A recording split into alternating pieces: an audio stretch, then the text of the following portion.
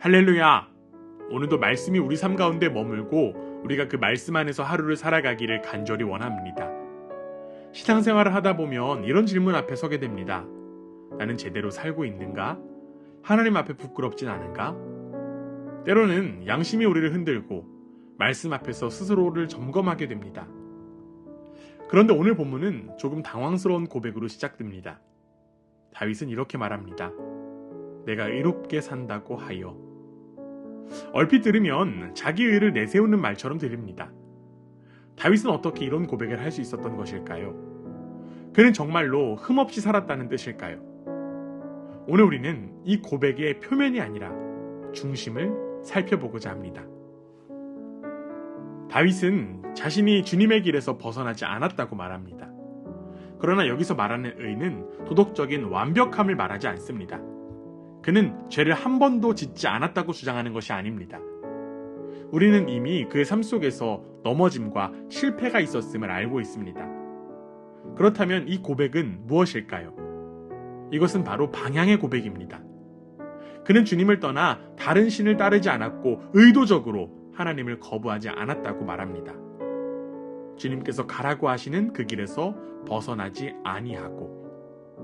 이 말은 무결점의 선언이 아니라 언약 안에 머물렀다는 고백입니다. 결국 이 고백은 행위의 자랑이 아니라 관계의 충실함입니다. 그는 하나님의 법을 마음에 두고 살았고 넘어짐 속에서도 다시 하나님께로 돌아왔습니다. 신앙의 본질은 완벽함이 아니라 방향입니다. 하나님은 우리의 성취보다 마음의 방향을 보시는 분이십니다.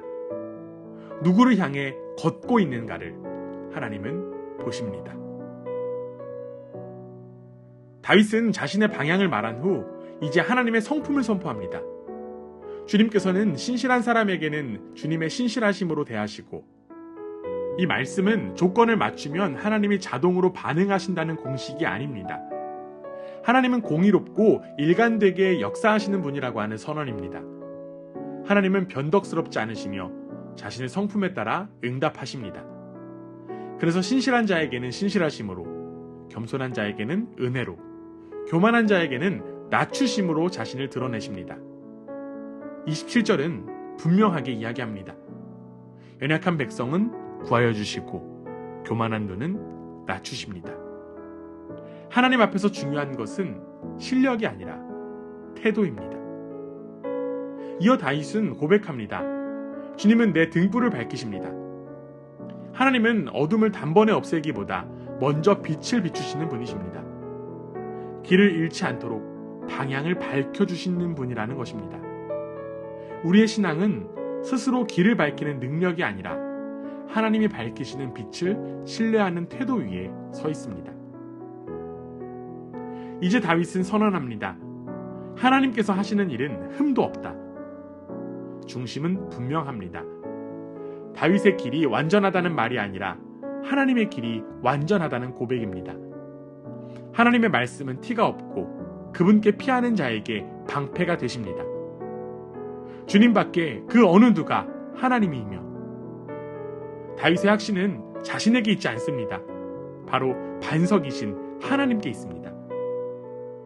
이어 반복되는 주어는 계속해서 하나님입니다. 하나님께서 용기를 복돋으시고 길을 안전하게 지켜주시고 발을 빠르게 하시고 높은 곳에 세우시고 싸우는 법을 가르치십니다. 다윗이 스스로 강해진 것이 아닙니다. 바로 하나님이 세우셨습니다. 하나님이 붙드셨습니다. 마지막으로 35절은 이 모든 은혜를 요약합니다. 주님께서는 오른손으로 나를 강하게 붙들어 주셨습니다. 이처럼 우리의 안정은 우리의 실력이 있지 않습니다. 흠없는 하나님의 길 위에 설 때 우리는 비로소 흔들리지 않습니다.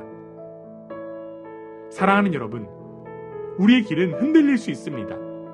우리의 의는 불완전합니다. 그러나 하나님의 길에는 흠이 없습니다. 오늘 우리는 나의 완전함을 붙드는 대신 흠없는 하나님의 길을 붙들기로 결단해야 합니다. 내 힘을 의지하기보다 반석이신 하나님을 신뢰하는 자리로 나아가야 합니다. 하나님께서 하시는 일은 흠도 없다. 이 고백을 붙들고 완전하신 하나님의 길 위에서는 우리 모두가 되기를 주님의 이름으로 축원합니다.